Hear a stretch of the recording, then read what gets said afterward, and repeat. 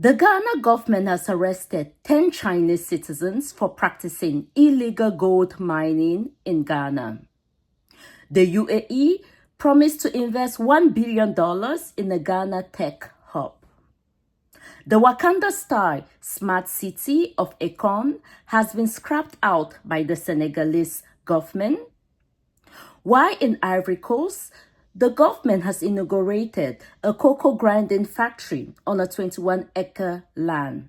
We still have the ongoing protests in Kenya, but the Kenyan government or the president promised to build a church of 1.1 billion. There is still an ongoing protest in Kenya.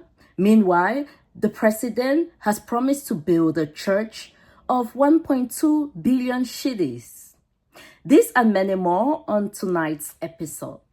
Hello everyone and welcome back to Global Pulse Daily.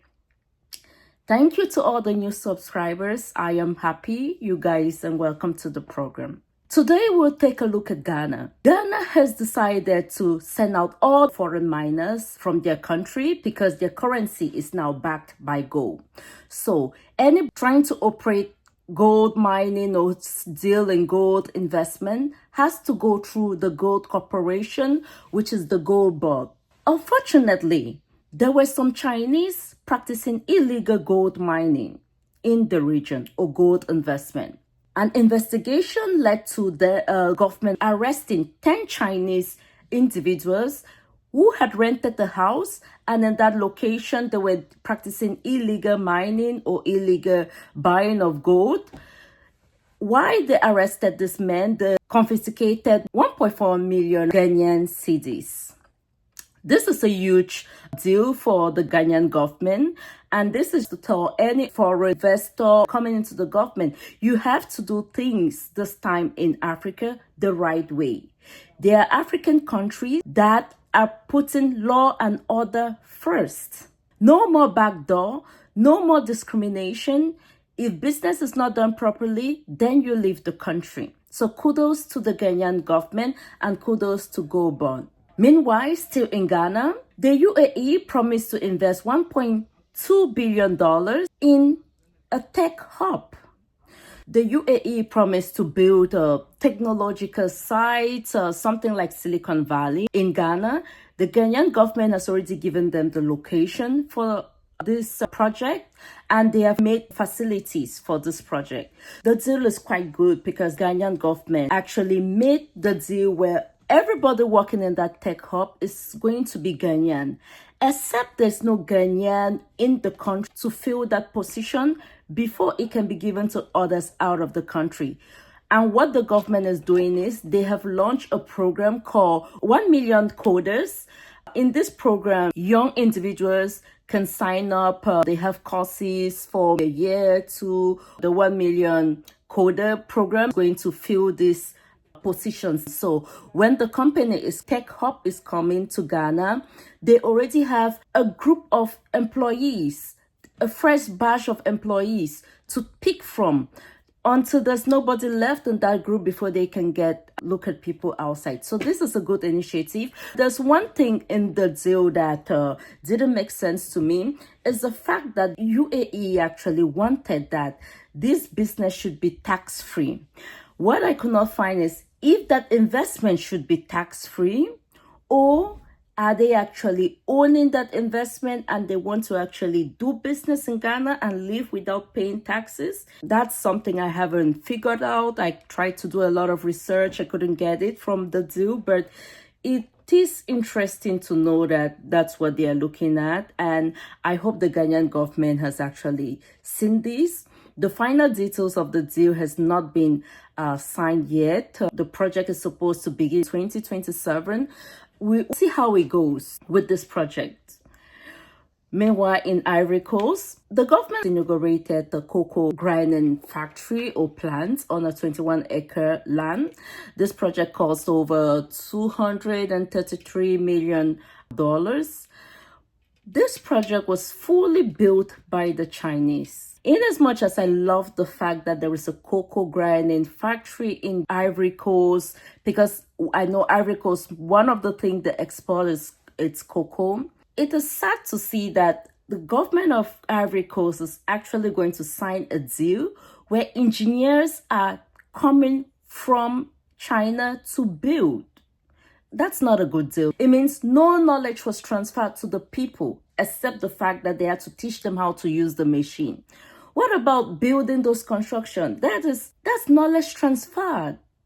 Why didn't they sign a deal where construction workers will be taken first from the environment, and if they don't have a specific skill, then they look for that elsewhere in Africa before going to China? That's how we have to, governments have to start looking at deals. You pick first from the local, you pick first from the whole country, and if you don't see anybody, you pick then from Africa. You look for that all over Africa before you go to the next or the other continent. It is really sad to see that $232 million project was done on 21 hectares of land. Everything done by the Chinese. When I mean everything, the low-paying jobs are something that I really don't consider, because we have left that stage where we are carrying bags of cement and giving it to people to build houses. We have left that stage. We are supposed to be where we are controlling the building, looking at, like, I don't know how buildings are being done, but it's a project. Look at that. And we have all the engineers and everybody coming from China. So in the whole of that much population, were no engineers to look from. Well, we are happy the Chinese have done that for them. At least people all around Africa now can send in their cocoa to Ivory Coast for it to be processed. The next thing is Senegal. We all know of the famous rapper Akon. Akon had this idea of building a Wakanda-style smart house or smart city. So if you know what a smart city is, it means it's a city that is self-sufficient. We have most of cities. I know Dubai has some, the US has some, China and most developed countries do have smart cities. That is a good idea. I don't know what the issue is, but this project was scrapped out the Senegalese government because they had provided the land, but the finances were not there, and Akon was unable to actually provide these funds to do the business. So this project has been ongoing since 2017. And as of right now, the government is like, okay, no, we've given you a long rope to draw. You can raise the money for this project. We're going to use the land for something else, something more feasible, because they were like, okay, this project is not feasible if you would have broken ground. So it's not as if he's losing anything. He hasn't broken ground on the project. The piece of land is still there. Maybe there are other things that he has done in the background, but it hasn't been brought to light. The field is still there. Nothing has been done except for some clearing here and there, but nothing really has been done. So that project is dead and gone as for right now. I hope he still has the courage to do something again like this in the future, because the idea of a smart city in Africa, it's lucrative. Then we take a look at Kenya. As we know, we have reported about an ongoing protest in Kenya where a blogger was unalived by the police of Kenya. The protest is still on. The population, they really want change.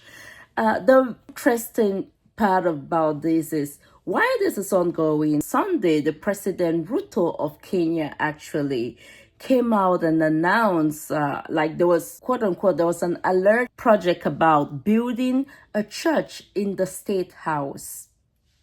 Why I bring this up is, I am a Christian. I identify myself as a Christian, but I feel in any government, we have to be able to separate church and state. This is to say, we are living in a globalized world, where your neighbor can be Muslim, the other one can be a Buddhist, a Hindu, like whatever. We live in a globalized world that have identified themselves as Muslim countries, others as Christian countries, which is good.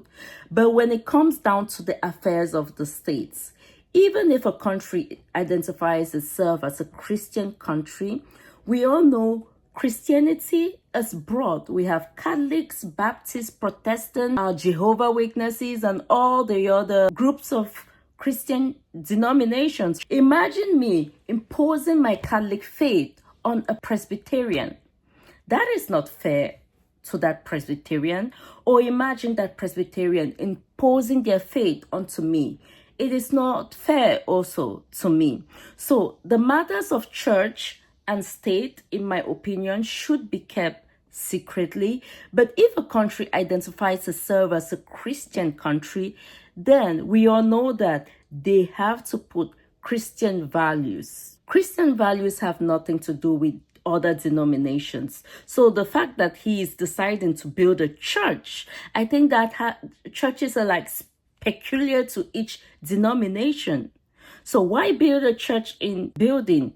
And not only building a church for 1.2 billion shillings. So whatever your politics are, let's not put church and states in the same bucket.